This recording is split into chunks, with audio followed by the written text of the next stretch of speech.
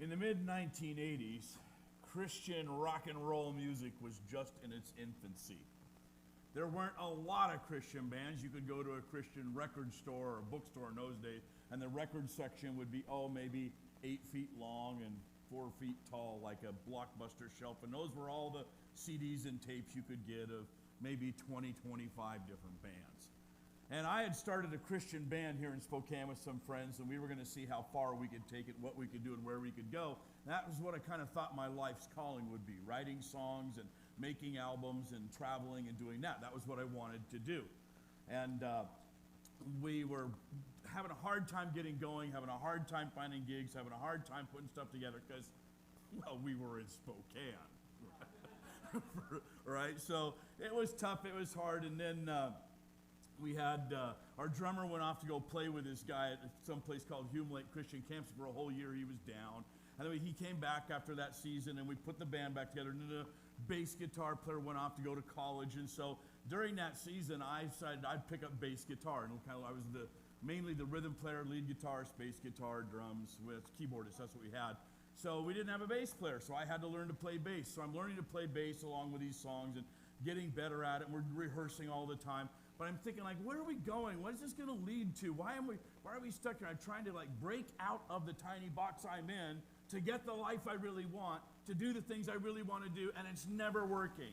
And it keeps falling apart. And so we came to the end of that season of a year of me playing bass and rocking away in the basement, writing songs, and it just sort of all fell apart, and the band disintegrated. And I was sort of rather disgusted with all the things that Jesus had failed to do.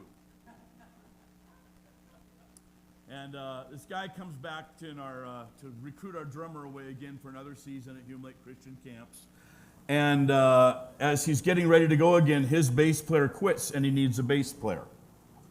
And the guy who was our drummer said, hey, you should check Rob. For a year he's been playing bass and he's gotten really pretty good at it, and I think you should audition him. So I auditioned and I got the job playing in the Joe Weldon Band at Hume Lake Christian Camps in California. And so we packed up everything, we headed down that summer, and I only knew one thing. I knew that I would live down there, get free room and board, play in the band. 10,000 kids a summer came through that, each week 1,000 kids coming through. And we would play for these groups from all over California, all over Arizona. Churches would come. Any given week, we'd have 10 churches represented in a big auditorium with 1,000 kids. We'd play our songs.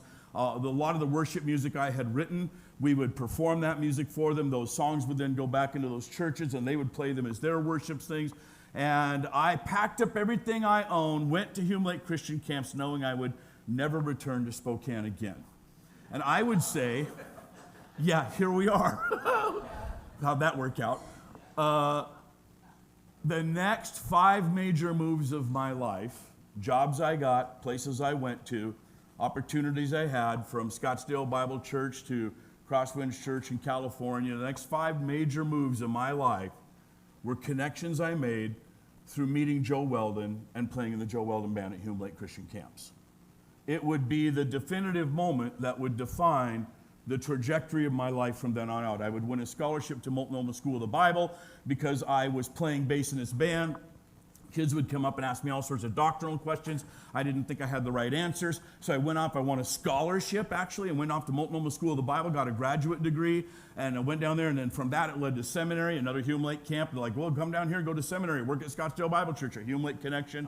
And I was going to seminary, and a year and a half there, I felt like I'm working too many jobs and trying being a student. I need one job and just go to school. Well, here's a job at Crosswinds Church in California, another Hume Lake connection. So for the next 4 or 5 moves of my life, I would realize that my real gift was teaching the Bible, not so much doing the music. And God would play all of that out. Sometimes in our lives, the being in the right place at the right time and having the right reaction to the conditions you're in can produce the right results that God wants to do with our lives. Sometimes the trajectory we think we're on and the things we want to do and what we think our purpose is and what we want to do with our lives is actually not the noble and high calling God has for us. God's like, yeah, you think you're that, but actually I've made you, so I know you better than you know yourself, and there are gifts and talents and abilities inside you that if I put you in the right place with the right people, they would blossom and emerge, and you would realize you become something more in my hands. Years ago, when Rick Warren wrote the book Purpose Driven Life, he began it with the opening words basically that said about life, it's not about you. The purpose of your life is far greater than your own personal fulfillment, your peace of mind, or even your happiness.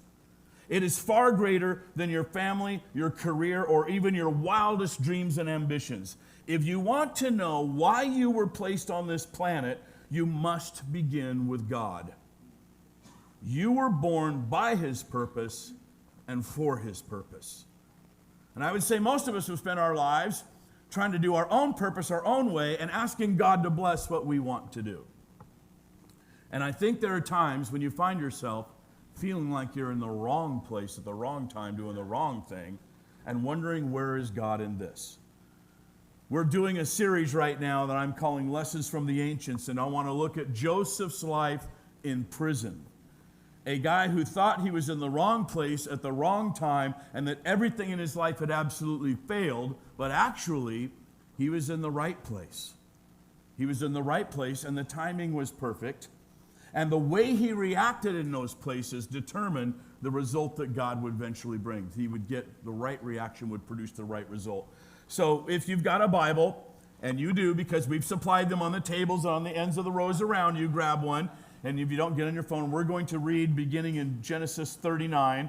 And before we read it, I'll give you a little backstory so we kind of get caught up in Joseph's life, because obviously we don't have time to do his entire life. We're just going to do Joseph in prison today. And the interesting thing about Joseph in prison is, like, okay, for those of you unfamiliar with the life of this guy, who is he? How did he get here? So he is the 11th son out of 12. He has 12 or 11 other brothers. There's 12 boys and one daughter in the family. They got 4 moms. It's a rather dysfunctional family. The moms don't all get along with each other. Dad has a hard time running the kids. And the weird thing is, he is the second youngest son in the family, but he's the firstborn from the favorite wife. And so Dad wants to make him the firstborn inheritor who gets everything and becomes the leader of the clan. And for some reason, his older brothers resent that. Go figure. And so his older brothers, and he is arrogant, he's a bit pompous, and he has these dreams about, he keeps having these dreams of like, we had a dream last night. All of us were in the field and we were harvesting the wheat, and everybody tied their sheaves together and set them in a circle. And all of your sheaves in my dream bowed down to mine. What do you think that means? Right? And I know a lot of big brothers would have taken him down, pounded him right there, right? And so he kept doing these things, and so eventually the brothers, hating him, deciding they wanted to kill him, literally. And they took him out. One day they were way out in the fields with their goat herds. Dad sent him to go check on your brothers. Like, when you send the little brother to check on the big brothers, that's a bad idea. Go report on them. Tell me all about them. He got out there, and they threw him in a pit, and they were going to kill him. But right then a Midian caravan came along. These Ishmaelites came along, and so they sold him into slavery instead. And then they went back and reported to Dad. They took his special coat that he had been given by Dad, the coat of many colors. They dipped it in blood, tore it up, took it back to Dad like, hey, is this Joseph's coat? It looks like Joseph's coat. It's covered in blood and it's all torn up. We think a wild beast might have eaten him. And so Dad thinks Joseph's dead. The brothers know the truth. He's sold into slavery, and he's sent hundreds and hundreds of miles away, where he is sent down to Egypt. And in Egypt, he is sold as a slave. He is bought by the captain of the guard. Somehow we know from the stories he's a handsome guy. He looks good, like, all right, I'll take that boy. He'll be a fine house servant in my place. And then he turns out to be incredibly smart and super intelligent. And so he eventually rises to be the administrator of the entire house of this guy who's captain of the guard for Pharaoh. And he's running everything. And he does all the business deals, and he's deciding how to run the whole household and who the slaves should be, and managing it so well that the house totally prospers. And then Potiphar's wife decides she thinks he's hot. He's grown up a little bit now, and he's pretty hot. So she tries to sleep with him, and he says no. And so she reports to her husband, he tried to rape me. He tried to rape me. And so Potiphar gets mad and has to throw him in prison. And this is where our story picks up in Genesis 39, and we'll be starting in verse 19. So it was, when his master heard the words which his wife spoke to him, saying, your servant did to me after this manner, that his anger was aroused. I lost my spot. His anger was aroused. Where was it? Where did I lose it? Okay. Oh, yeah. Then Joseph's master took him and put him into the prison, a place where the king's prisoners were confined. And he was there in the prison. But the Lord was with Joseph and showed him mercy, and he gave him favor in the sight of the keeper of the prison. And the keeper of the prison committed to Joseph's hand all the prisoners who were in the prison, whatever they did there. It was his doing. And the keeper of the prison did not look into anything that was under Joseph's authority, because the Lord was with him, and whatever he did, the Lord made it prosper. And it came to pass after these things that the butler and the baker of the king of Egypt offended their lord, the king of Egypt, and Pharaoh was angry with his two officers, the chief butler and the chief baker. So he put them in the custody in the house of the captain of the guard in the prison, the place where Joseph was confined. And the captain of the guard charged Joseph with them, and he served them, so they were there in custody for a while. Okay, so let's kind of look and take a pick of the story. So Joseph is absolutely in the right place at this moment, which is hard to imagine because it's nowhere he wants to be, right? What did he want to be? I want to be the leader of my Hebrew family back in the land of Canaan, the promised land that God had said we were going to get from Abraham and Isaac and my dad. And so he says, we're supposed to be here now, and I'm supposed to be there, but here I am instead. I'm all the way down in Egypt, and I'm living with these pagan people. I don't understand their ways. I don't even know their language, and I'm stuck here. And then he rises to prominence in the household there, and then he's falsely accused of rape. He's thrown into prison, and he doesn't want to be there at all. He's like, not only am I a slave here in the wrong land, hundreds of miles away from the promised land, hundreds of miles away from my family, not fulfilling my own ambitions and dreams for the life I want, but I'm in prison falsely accused to boot. And you can imagine he's feeling, where is God? Where is this God of the promise of Abraham, Isaac, and Jacob?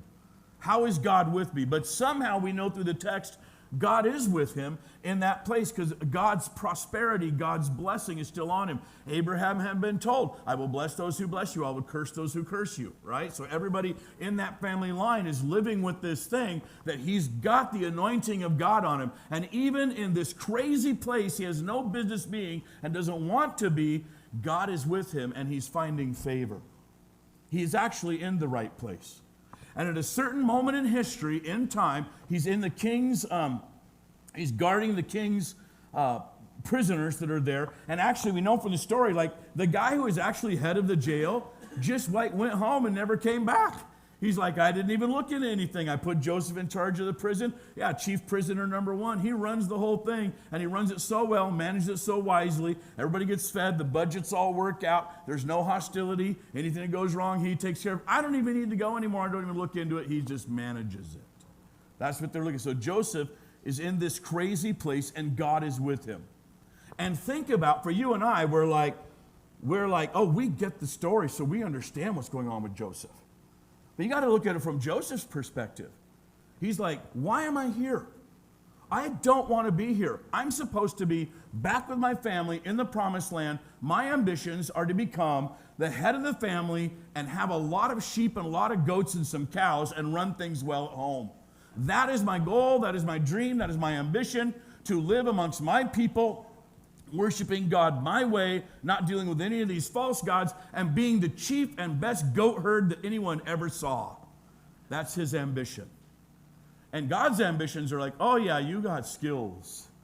You got skills that are so much bigger than being the chief goat herd. I'm actually going to have you be a special agent in saving the world.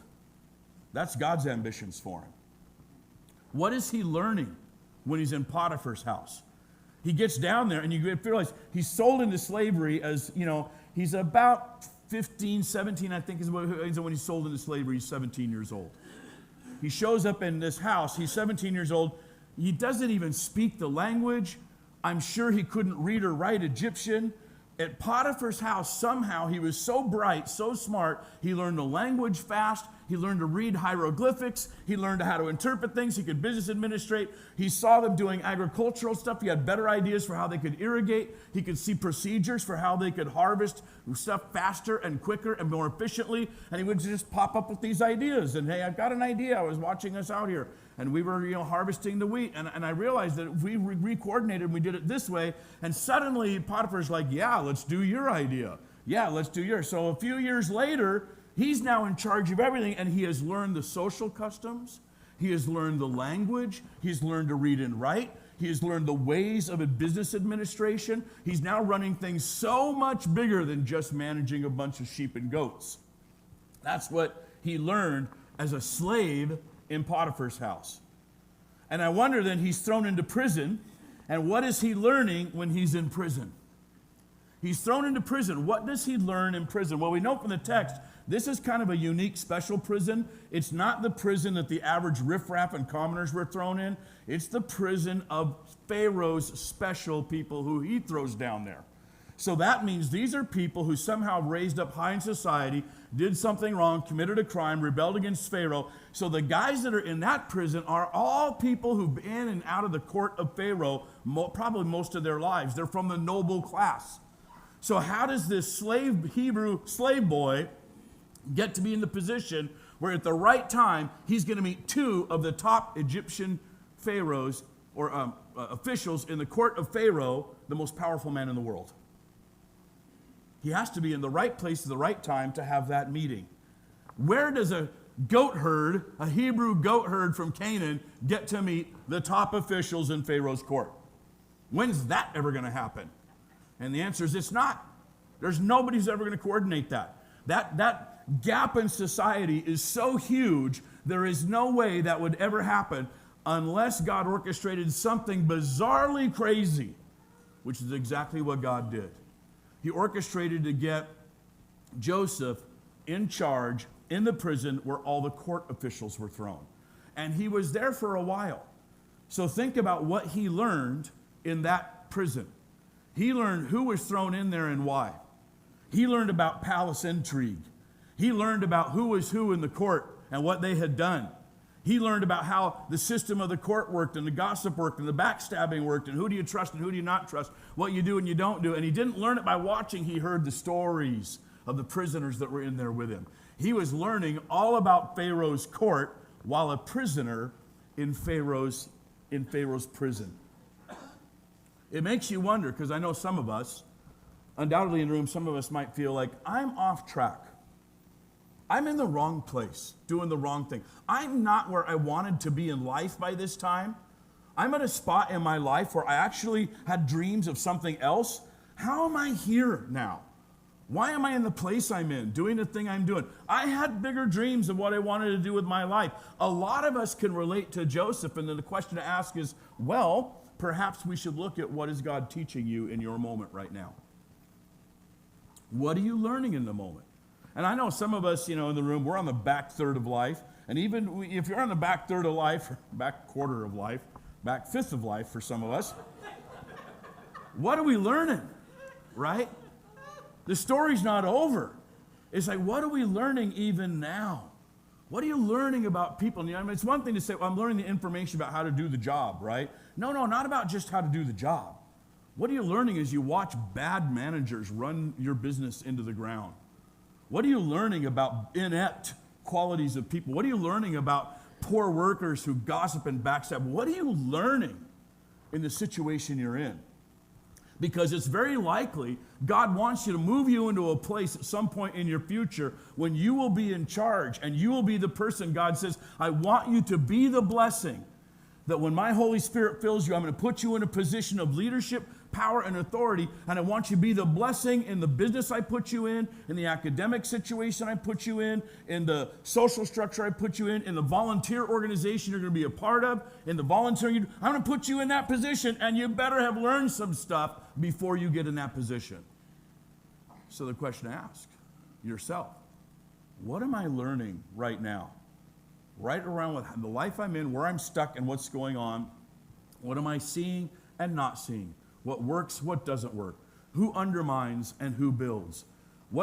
How does success become success? And why do things that we think should be successful end up in failure? Start looking at your life and saying, what am I learning? Because until those lessons are learned, God actually can't move you to the place he really wants you to be. Think about that. And here's Joseph. He's in the right place, although it feels wrong, at the exact right time when two guys are thrown in there with him. And the two guys, interestingly enough, are the baker and the cupbearer. That means this one guy is in charge. When you say baker, that's too simple a term. He's the guy who's Pharaoh's whole food court. He makes all the food. He's the top chef. He's the guy making most of the food for Pharaoh. And the cupbearer would be the guy who would bring Pharaoh his wine. He's like a butler. He's the one who would actually have to taste it first to see if it was poisoned or not. So not only were these guys responsible for bringing Pharaoh the toppest, high-end, most quality, best wine, best food they could get, but they were also in charge of making sure it wasn't poisoned. And so they had very, very huge jobs, and they had Pharaoh's ear because they could talk to Pharaoh directly. And so these two guys are now thrown into prison, and it picks up the story then in chapter 40, verse 5. And then the butler and the baker of the king of Egypt were confined in the prison and had a dream, both of them. Each man's dream in one night, and each man's dream with its own interpretation. And Joseph came in to them in the morning and looked at them and saw that they were sad. So he asked Pharaoh's officers, who were with him in the custody of his Lord's house, saying, "Why do you look so sad today?" And they said to him, "We each have had a dream, and there's no interpreter of it." So Joseph said to them, "Well, do not interpretations belong to God? Well, tell them to me, please." So it's kind of interesting, like he's still walking with God, believing in God, trusting in God, even in this crazy place, and saying, well, that's God's job. Let's talk to God about it. And then the chief butler told his dream to Joseph and said to him, "Behold, in my dream, a vine was before me, and in the vine there were 3 branches, and it was as though it had budded. Its blossoms and blossoms shot forth, and the clusters brought forth ripe grapes. And then Pharaoh's cup was in my hand, and I took the grapes and I pressed them into the Pharaoh's cup, and I placed the cup in Pharaoh's hand." And Joseph said to him, "Well, this is the interpretation of it. The 3 branches are 3 days. Now within 3 days, Pharaoh will lift up your head and restore you to your place, and you will put Pharaoh's cup in his hand according to the former manner when you were his butler. But remember me when it is well with you, and please show kindness to me and make mention of me to Pharaoh and get me out of this house. For indeed, I was stolen away from the land of the Hebrews, and I also have done nothing here that they should put me into the dungeon." So this guy tells him the story, and he's like, oh, it's a simple interpretation. 3 days from now, you're going to be found innocent. You'll get back to your old position. You will be Pharaoh's cupbearer again. And you're going to be restored into the court. You'll be a high-ranking official in the court of Pharaoh. And so that's your dream 3 days from now. And now here, when you get there, tell Pharaoh about me, because he's my only hope of getting out of this prison. He's the only appeal I have. Because there's something a little bit interesting about the prison. I don't know if you saw this, but did you notice how often it said he was in the prison of the captain of the guard? Did you see that when we read the text? He was in the prison of the captain of the guard. Look in chapter 39, verse 1. Now Joseph had taken down to Egypt, and Potiphar, an official of Pharaoh, captain of the guard, an Egyptian, bought him from the Ishmaelites. What? Put the whole story, wait a minute. He's sold to Potiphar, who's the captain of the guard. Potiphar puts him in prison, and the prison is run by the captain of the guard. Meaning what? Well, meaning when he was sent to prison, that Potiphar knew he was innocent. Potiphar's like, I'm sure when his wife came and told him, he tried to rape me, right? He attacked me. I'm sure he was like, oh, dang it. And you know why he's mad? Because he knows his wife is lying. He knows his wife is lying because he knows Joseph. And why he's mad now is, now I have to punish him. The punishment should have been death. If a slave tried to attack the master's wife, he should have been executed. Joseph wasn't executed. He's thrown into prison, and the prison is run by the same guy. So that's how you know. It's like Potiphar's like, I had this guy humming. My household was steaming, man. We were making money. The slaves were well managed. This thing was great. This business leader was running my household so well, I could just focus on being the captain of the bodyguard for for a Pharaoh. I only had to focus on my military matters because Joseph was running my household so well, and then my stupid wife had to come with her wanton ways and blow it all up. That's what he's thinking. That's why he's mad. But he doesn't kill Joseph. He throws him into the prison that he also manages.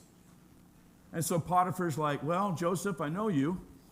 And, I'm guessing my wife's not telling me the truth, but you know how things are. She spoke publicly, and now I got to do this.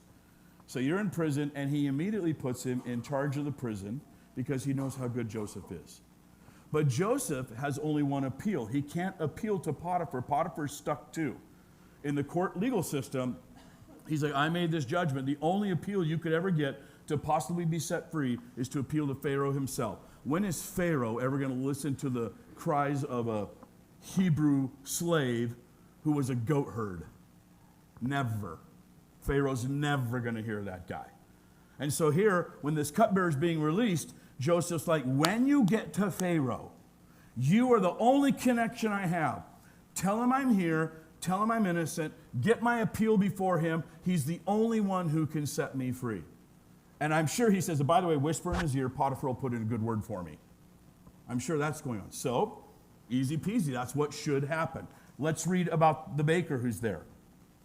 When the chief baker saw that the interpretation was good, he said to Joseph, I also was in my dream, and there were 3 white baskets on my head. And in the uppermost basket were all kinds of baked goods for Pharaoh, and the birds ate out of them, of the basket on my head. And so Joseph answered and said, well, this is the interpretation of it. 3 baskets are 3 days. Within 3 days, Pharaoh will lift off your head from you and hang you on a tree, and the birds will eat your flesh from you. Not a great dream. Now it came to pass on the 3rd day, which was Pharaoh's birthday, that he made a feast for all his servants. And he lifted up the head of the chief butler and of the chief baker among his servants. That's a way of saying he brought him before the court and look up at me. You don't have to bow down and look at the floor. Look up at me. I'm going to pronounce judgment on both of you now. So look up at me as I pronounce the judgment. That's what he's saying when he lifted up their heads. And then it says, then he restored the chief butler to his butlership again, the cupbearer, and he placed the cup in Pharaoh's hand. But he hanged the chief baker as Joseph had interpreted to them. Yet the chief butler did not remember Joseph, but forgot him. Then it came to pass at the end of 2 full years that Pharaoh had a dream.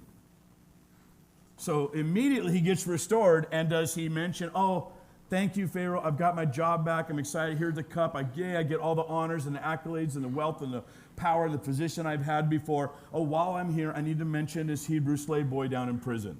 No, he's not going to mention anything.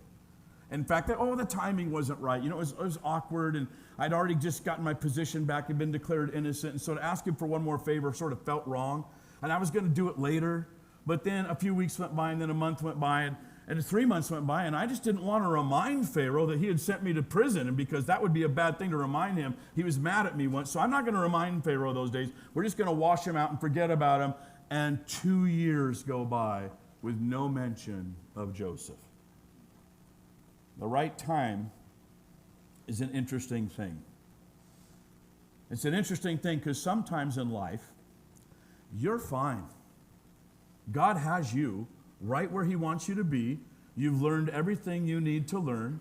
And the timing for God to do something new and fresh in your life is actually, the ball is not in your court. The ball is in someone else's court where God is going to send you, and they're not ready yet. You're ready, but they're not ready. And so God's like, you've learned what you need to learn. Just keep doing what you're doing. You're fine. Hang in there. And just stay still, because I'm preparing something for you, and what I'm preparing for you isn't ready for you yet. Changes are being made over there. The situation has to change over there before I can put you where I really want you to be. So just hang tight. Which is so hard to do, because usually we're praying, Lord, what do you want me to do? Lord, what's wrong here? Lord, how do I get out of this situation? Lord, why do you not answer my prayers? And the Lord's like, I have answered your prayer, but the answer is the timing isn't right yet, because on the other end, something's still changing. 2 full years go by. And as the 2 years go by, Pharaoh has a dream. And Pharaoh's dream's written in chapter 41. And in essence, he has this dream where he sees 7 big fat cows come out of the Nile River, and they're doing great. And then 7 skinny cows come out like they're famished, like they're going to be like they're emaciated. And they eat the 7 fat cows, and they don't look any different. And then he sees 7 ears of grain, these like a picture corn, and they come out, and they're just budding, and they're great. And then he sees them just fat and plump and juicy. And then he sees 7 more come up, and they actually are withered and dry and no good. And they actually devour the first 7, and they still are just as scrawny and anemic looking as they were. And he says to his court, I had this dream. It greatly disturbed me. What's the interpretation of it? And nobody knows. And he brings his wise men, he brings his magicians in, he brings his dream interpretation specialists in. And they're all like, we got a lot of stuff. If you dreamed about birds, we could tell you, but we got nothing on ears of grain, right? Not in the books. And so no one has an answer for him, and it's all kind of gone quiet, and they don't know what's happening. And finally, in this place, finally somebody speaks up. The butler has to speak up. And in verse 9 of chapter 41, then the chief butler spoke to Pharaoh, saying, I remember my faults this day, when Pharaoh was angry with his servants, and he put me in custody in the house of the captain of the guard, both me and the chief baker. We each had a dream in one night, he and I. Each of us dreamed according to the interpretation of his own dream. Now there was a young Hebrew man with us there, a servant of the captain of the guard. And we told him, and he interpreted our dreams for us. To each man he interpreted according to his own dream. And it came to pass, just as he interpreted for us. So it happened. He restored me to my office, and he hanged him. Then Pharaoh sent and called Joseph, and they brought him quickly out of the dungeon. And he shaved, changed his clothing, and came to Pharaoh. And Pharaoh said to Joseph, I've had a dream, and there's no one who can interpret it. But I have heard it said of you that you can understand a dream to interpret it. And Joseph answered Pharaoh, saying, it is not me. God will give Pharaoh an answer of peace. So here's the situation, kind of wild. Like 2 years have gone by, and Pharaoh has this dream, and everybody's agitated, and Pharaoh's agitated. They know this dream is really important, and Pharaoh's alarmed about it, and all of his wise men and all of his magicians and all of his scholars are coming. None of them have an answer to how to interpret this dream. And the court is getting disturbed. The restlessness is happening. Pharaoh's getting agitated. This is bad. It's bad for Egypt. And in the middle of it, finally this cupbearer's like, well, I know a guy who could probably do it. And I hate to bring it up because it'll remind Pharaoh of the time he was mad at me and threw me in prison. And I don't really want to remind Pharaoh of that. But the situation is so desperate that now I've got to say something. So he goes to Pharaoh and he says, remember when 2 years ago, you threw me and the baker in prison? There was a guy down there who interpreted our 2 dreams, and it came to pass, just like our dreams were, it came to pass, and he interpreted them for us. You might want to check on him. And so Pharaoh, the most powerful man in the world at that time in history, no other armies were greater, no civilization was greater. At that time in history, Pharaoh was the single most powerful man of the most powerful empire on earth, calls for the goat herd slave boy who's a Hebrew down in the dungeons and brings him out. And it's like, before they bring him before Pharaoh, we better shave this guy, clean him up, put some new clothes on him. He'd been in prison a while. It's actually been 2 or 3 years since, at least 2, probably 3 or 4 years he's been in prison. And then they stand him before Pharaoh. Where in the history of the world was that ever going to happen? How would that ever get arranged? That a goat herd boy, a Hebrew boy, from Canaan was going to stand in front of the most powerful man on earth and do him a favor. Like God had orchestrated all of this, all of the dilemma of Joseph's life, all the hardship of his life, all the difficulties of his life, all the lessons he learned while in Potiphar's house, and the lessons that he would learn while he was in prison. And now he's standing before Pharaoh, and he's not kowtowing to Pharaoh. He's not bowing down to him. He's not genuflecting. He's not in any, because Pharaoh's like, I heard you can interpret the dream. And he's like, let's get one thing clear, saying this in front of the court before everybody else. I don't interpret dreams, but my God does. My God is the one who will get the credit, who will get the glory, who will get the praise, not me. So if I interpret your dream, know that it isn't me, it's God who gives the interpretation. So tell me the dream, and I'll tell you what God says about your dream. which is pretty wild because the Egyptians thought Pharaoh was a god. They worshiped Pharaoh as a god on earth, the embodiment of the sun god Ra.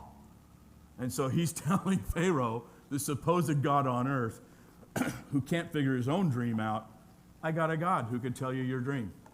Meaning, my God's a little bit bigger than you. Right? That's what he's saying, and he's not ashamed to say it. He's not afraid to say it. And so Pharaoh spills out the dream, and Joseph gives him the interpretation. He goes, oh, that's easy, right? What do you guys give? The 7 fat cows are 7 years of plenty. The 7 heads of grain are the same thing, 7 years of plenty. You're going to have unbountiful wealth of just great crops, fantastic harvest. Your herds are going to increase. God's going to give you for 7 years. There's going to be a prosperous Egypt. And then there's going to be 7 years of famine. And the famine will be so great that it'll swallow up the prosperous years almost like they'd never been. And he gives them the interpretation of the dream. And then right then and there, standing there, he says, well, might as well add a couple things, because while I'm standing here, I might as well give him something else. And he says this in chapter 41. We'll look at verse 33. So it tells him what the dream is. God's just given you the future. He's told you what the future is, the next 14 years. He's told you how things are going to fare. 7 great years, 7 bad years. And then he says, now therefore let Pharaoh select a discerning and wise man and set him over the land of Egypt. And let Pharaoh do this, and let him appoint officers over the land to collect 1/5 of the product of the land in the 7 plentiful years. And let them gather all the food of those good years that are coming, and store up grain under the authority of Pharaoh, and let them keep food in the cities. Then that food shall be as a reserve for the land for the 7 years of famine, which shall be in the land of Egypt, and that the land may not perish during that time.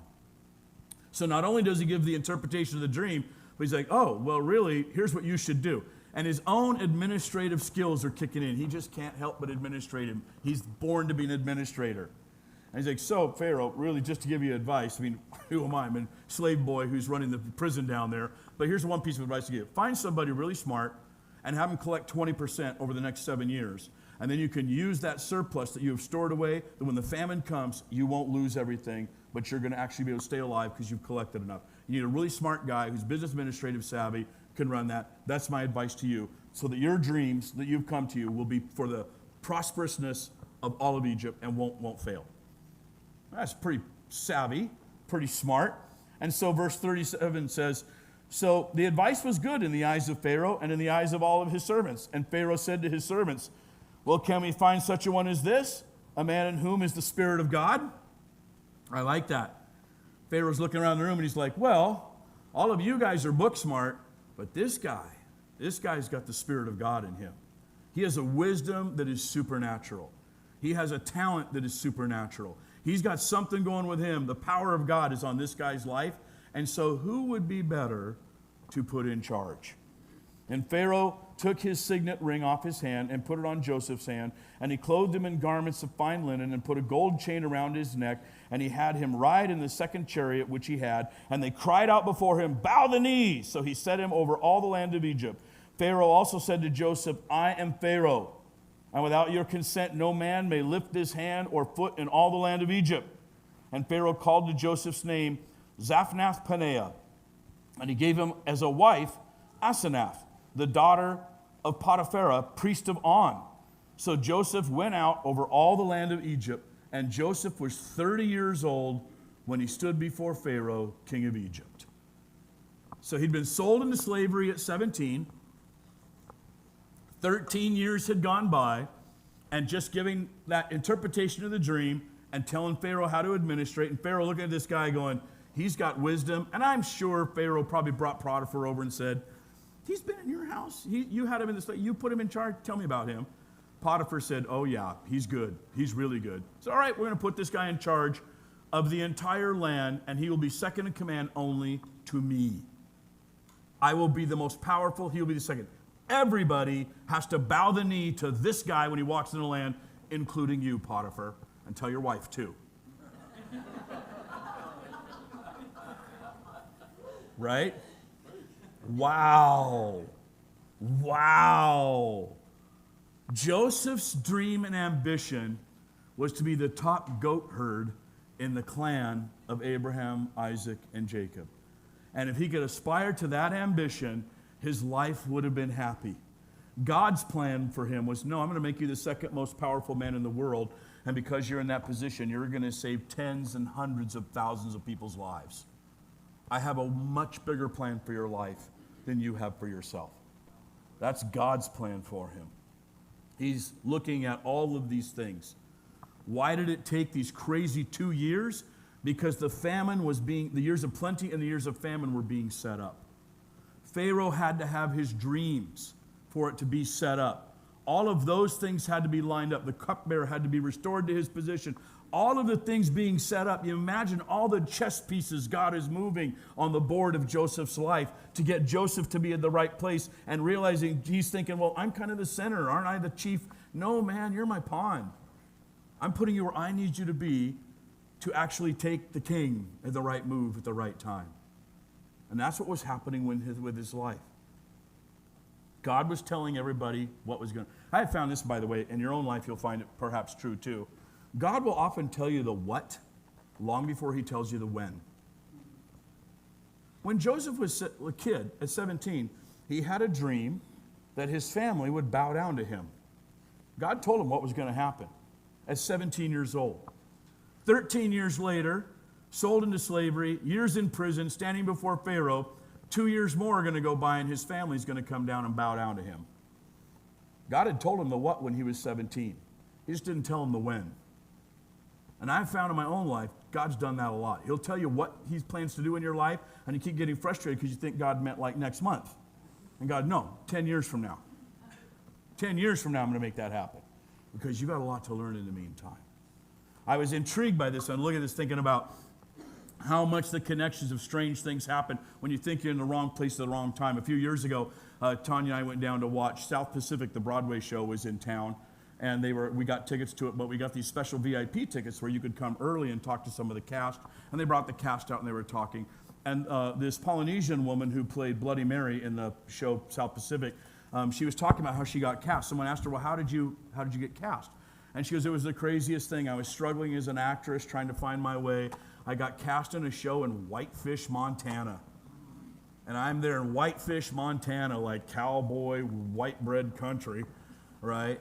And I'm singing and dancing in Whitefish, Montana, and I'm just trying to figure out how my career's ever going to get off the ground and how I'm ever going to get out of Montana. And she said, one of my co-workers went off to New York, and she got cast in South Pacific, and they needed a Polynesian woman, and she said, hey, I know a girl in Montana. And that's how she got cast. Being in the right show, in the right place, in Montana, got her in the touring show of South Pacific. It reminds me of a story of this black woman who was a newscaster, and she rose up the ranks in Nashville, Tennessee, and was doing pretty good as a newscaster. So she, as newscasters do, they move you to the bigger market. So she got moved to Baltimore. And she got placed in Baltimore as a newscaster, and in the big market city, she just bombed. And she was on the ropes about to be fired because she was so hideously bad at being the newscaster. But she's in Baltimore, and the station guy who's in charge kind of thought, I think I could salvage this woman. I think she's got some talent. She's just not in the right niche. So he went to her and said, I just don't think you make it as a newscaster, and I'd like to try an experiment. Would you be willing to be like a talk show host? And we'll just create a talk show, and you could talk to them. And she said, yeah, I'll give that a try, because you're going to fire me anyway. So I might as well get a job. She said, what should we call the show? How about the Oprah Winfrey Show? How about we call it that? Okay, let's give it a go and see how far that happens. It's amazing when you look at people's lives, how many people in powerful, influential, incredible positions got there through strange connections of people that they would meet in odd places, being at the right place at the right time, and it would lead to a future. But I would say this.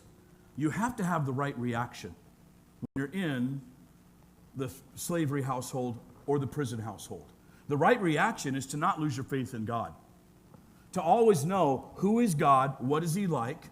What does God want for me? Has God left me? Do I believe in the promises of God, even when the environment I'm in and the things I'm doing in my life are not coming to the fruition that I wanted them to be?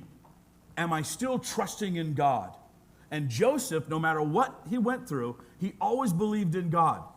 His ambition was, one day, I'm going to get out of prison and I'm going to make my way back to Canaan and tell my brothers, dang you, and say to my dad, here I am, if my dad's still alive, and I'll take over the family and be the chief goat herd. That's my idea for the dream of my life. If I could have any life I wanted, that's what it would be.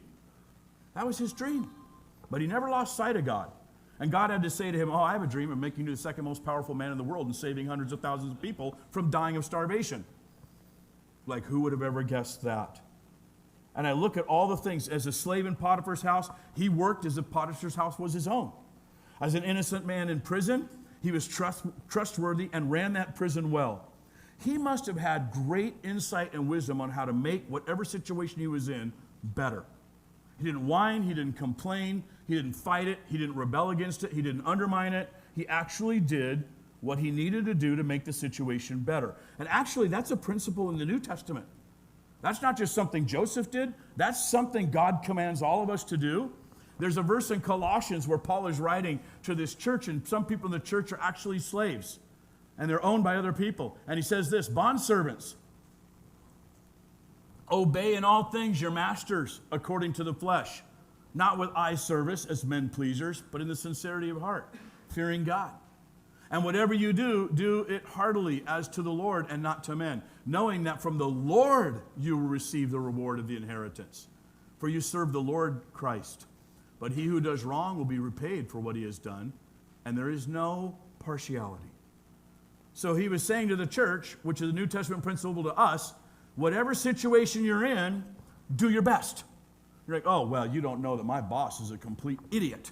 My boss is a moron. In fact, they're mean to me. My boss treats me poorly. There's no clause, there's no get out clause in this. It's like you still do your best. Make the boss look good.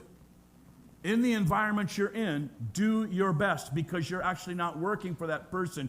You're working for God, and God will lead you where he wants you to go. Do your best in the situation that you're in, even if it's a bad place. All right? God will lead you out of the bad place to the good place, but he wants you to learn some things along the way. He doesn't want you undermining. He doesn't want you gossiping. He doesn't want you backbiting. He doesn't want you being lazy when nobody's looking. Don't do it just when people are looking. Do it even when they're not looking. Work your best because this is the answer to God's blessing in your life. Putting you in the right place at the right time is you got to do well when you're in the wrong place. He's training you. He's showing you stuff. Joseph's amazing to me because even when he stands before Pharaoh, and I don't get this, he still has to go the extra mile. Like he stands before Pharaoh, he should have said, and this is what I would have expected, Pharaoh, now that I've interpreted your dream, I'm an innocent man, and I wish you would set me free and let me go because I want to go home. That's what he should have said, right? Why instead does he give Pharaoh advice on how to save Egypt? Instead of looking out for himself and saying, oh, now I got Pharaoh's ear and I just did Pharaoh a favor, he owes me one, I could actually cash in and be set free. And he instead offers Pharaoh advice of how to save Egypt instead of using that moment to free himself. Why does he do that? Why does he save a nation he owes nothing to? That's sold him into slavery, that's treated him unjustly, that's cast him into prison.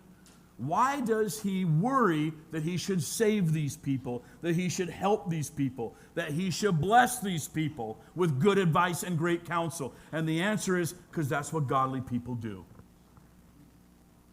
Godly people can't help but bless everyone who comes into their sphere of orbit. And I think with him, he's like, I'm a gifted teacher, so you can't help but teach, right? He's like, I got to tell you why. I can't just tell you what. I can tell you what things are, but I got to tell you why it's that way. And he has administration in him. He's standing there like, I know exactly what the dream means, and I actually know exactly what to do about it. And he can't help but let the gift of God that's in his soul come out. Because godly people bless the people they're around. Everybody around them should feel the blessing. I will bless those who bless you, curse those who curse you, and you will be a blessing to all nations. That's the Abrahamic covenant. You will be a blessing to all nations. Joseph standing before Pharaoh has to fulfill his godly call, which is be a blessing. And so instead of asking for his own freedom, he actually tells Pharaoh how to save Egypt. And Pharaoh looks around like, I can't think of anybody better than this guy. How about him? And everybody in the stand in the court was like, sure, Pharaoh. I mean, you're Pharaoh. Who's going to say no to you, right? And suddenly, he's raised up to a position he didn't even ask for. It was handed to him. I'm sure he never thought, well, I'll get up there and I'll make this good advice to Pharaoh, and he'll make me a Hebrew guy from the land of Canaan. He'll put me in charge. He's not even thinking that. That's so far from his mind. He's like, no way would that ever happen. I'm a Hebrew from Canaan. He's going to put one of these guys. Look at all these guys in their fancy clothes and their big hats and their shaved heads. Right? He's put one of these guys in charge. And Pharaoh's like, nope, nobody's better than you. And so he gets a position he didn't even ask for because he was a godly man being a blessing. He couldn't help but be a blessing. He's amazing. Godly people are a blessing to the world, not a curse. God's commandos for good in the world. That's what Christians should be. Joseph looks and acts and dresses like an Egyptian. They made him look as Egyptian as possible before they brought him before Pharaoh. But when they brought him before Pharaoh, he was still on the inside God's man. He was still God's man, thinking through God grids, doing what God wanted him to do. That produced the right result. Elevated to the power and status. He's given the signet ring, which is the ring that you would use. They had a special ring that had an emblem on it. When you dropped out on a wax seal, when you wrote a letter and you put your ring in the wax seal, that was as good as gold as saying official orders. You know, you got to obey anything that I write down. You got to obey all that. He's given robes, a gold chain in his office to hold the office that he has as the number 2 guy in the land of Pharaoh. He's given a chariot to drive in, which a lot of scholars read and they try to place where he was because they think that's why he was in the Hyksos reign and at that time because chariots weren't always common and in Egyptian history. And then he gets a new name called Zaphnath-Paneah. So he's like, I got a name for you. And it's what they're like, what does that mean? And I've read a bunch of commentaries like, well, it either means one of two things. It means revealer of secrets, or it means the living God speaks. That's the name he gets. He's like, well, and it could be a combination of both. He's like, okay, you're going to be in charge of everything, but we're not going to call you Joe. That name is not going to work. You're going to be the guy through whom the living God speaks. So like, who stopped by today? Oh, living God speaks dropped by today. Who came to the office? Oh, the revealer of secrets came to the office today, right? I mean, that's what his name is. You got to know that when his name was carried in advance of him, people were like on their toes, like, watch what you say. When he comes in, watch what you say. This is a revealer of secret. And when he gives us an order, his name means living God speaks. You better listen to him, right? That's what his name is. So it's this fascinating kind of thing. And then he's handed this wife. He's given a wife, high nobility family. Her dad's the priest of On, which is one of the major cities in Egypt at that time. A wife from a noble and powerful family. He will have 2 sons, Manasseh and Ephraim. Joseph will then save the world through his plan. And a couple years later, 2 years into the famine, his brothers will show up needing food. The brothers who sold him into slavery are going to come down to buy food from the Egyptians and be standing there in his court, bowing before him, just like he dreamed when he was 17 years old. And now at 32, they won't recognize him. Well, actually, no, he's older because over the 7 years of plenty, and then 2 years, he's 39. 39 years old, his brothers are bowing before him. And I've got a couple verses near the end of Genesis 45. It says this. He says to his brothers, but now, do not therefore be grieved or angry with yourselves because you sold me here. For God sent me before you to preserve life. For these 2 years the famine has been in the land, and there are still 5 years in which there will be neither plowing nor harvesting. And God sent me before you to preserve a posterity for you in the earth, and to save your lives by a great deliverance. So now it was not you who sent me here, but God. And he has made me a father to Pharaoh and Lord of all his house, and a ruler throughout all the land of Egypt. Joseph was able to look back at his life and say, all that nasty nonsense I went through was actually God's hand on my life, teaching me, training me, developing me, showing me, and then finally elevating me to the position where I could save the world from famine. It was all God, all along. I'm sure he kicked and rebelled and screamed and yelled about it just like we do, but all along he trusted in God. And then they will all move down there and they will all be saved. His whole family, he was like, I wanted to be the best goat herd in the family. guess what? You're the guy who will save the entire family from starvation. They'll come down to Egypt, they'll get the land of Goshen, they'll settle in there, and they'll become a prosperous nation there because he was Pharaoh's right-hand man. And then his dad will die, Jacob will die, and after he dies, the brothers come to him and say, please don't kill us now. We know you were just waiting until Dad died because you didn't want to grieve Dad anymore. But now Dad's dead, so we're afraid you're going to kill us. Please don't kill us. We'll be your servants. We'll be your slaves because we know we did you wrong. And Genesis 50, verse 20 says, he says, hey, calm down, guys. That's not going to happen. And he says, as for you, you meant evil against me, but God meant it for good, in order to bring about it as this day, to save many people alive. What's God's plan for your life? Because I've watched an awful lot, and I guarantee you the people you would look at now spiritually, who are in what we might call the sweet spot, doing the cool thing, most of them went through the ringer and are now doing something they said, yeah, I thought I would do it like this, but I never thought it would be this big. I thought I would have this influence, but I never thought it would be like this. I thought the path was over there. I was going to be, climbing that mountain and going up onto that hillside. And that was going to be my dream and my ambition. I was going to just be the best Christian music band guy in the early fledgling of the music, and then I would become a Bible teacher. And then I would why am I preaching to 100 people and figuring out God was going to do big things? I don't know. And then my friend Randy Kay, who he did die and went to heaven, saw Jesus, came back and started a YouTube channel. He's like, please, I've got thousands of people around the world right now, Rob. They are from Scotland and Australia, New Zealand and Brazil, and I've got them in New York, and we got thousands of people who just need some kind of education class. They're disconnected from church. They've tried church enough. Will you put together a series, a little curriculum for me so that we could post it to my people? And I'm like, yeah, I'll help you out, Randy. I'll do a few. I posted a sermon or two on there, and I dropped one yesterday or so, and it got 1,000 views. One I dropped about a year ago had 35,000 views last time I looked at it. Right? And you say, well, I was going to influence people with my teaching gift. And I got to preach to 100 people. What is God talking about? I'm looking at it now, I was like, oh, because I'd had it prophesied over me. You're going to reach thousands. And I'm like, yeah, right. I can't even get more than 100. Right?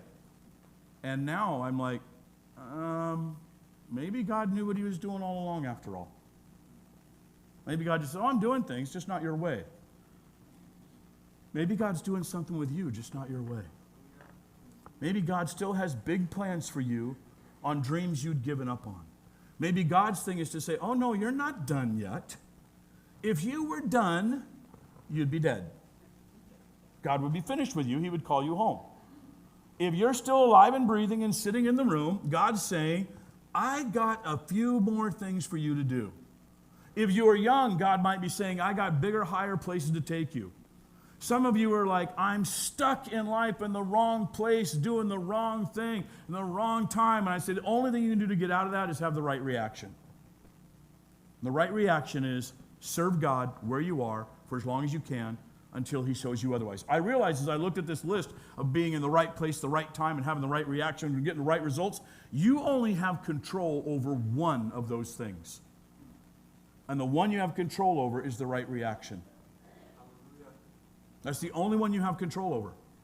All the other things will be God's. Now, maybe you have half a bit of control over being in the right place. Maybe you've gotten yourself into a place where the position you're in or the situation you're in is because rebellion and sin and wanton, maybe greed, maybe who knows what, got you into a place like I shouldn't be here because I shot my mouth off and I'm in a bad spot relationally, and maybe you've done it to yourself. It's like, okay, now you're responsible for that part. And God can still rescue you from that. But again, it would go back to, well, how do you get rescued? Well, you got to have the right reaction. So to be in the right place at the right time, you got to have the right reaction to get the right results, and you only have control over one of those areas. God has control over the others. The real question is, do you trust him? Do you still trust him? He's not finished with you. He's got bigger plans for you. He has plans for you that are bigger and higher than you have for yourself. Will take you further than you ever even dreamed of going. But it's going to be done differently than you would ever expect. Stand with me and let's close in prayer.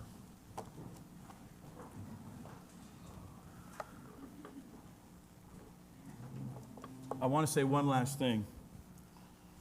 Joseph's life, my own life, and part of that right reaction. Who you meet in those moments are the key situations that will often get you out. For Joseph, it was meeting the cupbearer, and it was meeting the baker. You know, who you meet. For me, it was meeting Joe Weldon. Take a look around you and figure out who you're meeting. That might end up being some of the most crucial relationships in your life to put you on the trajectory you need to be on. Lord, you are a confusing God to us because you're so much bigger than us.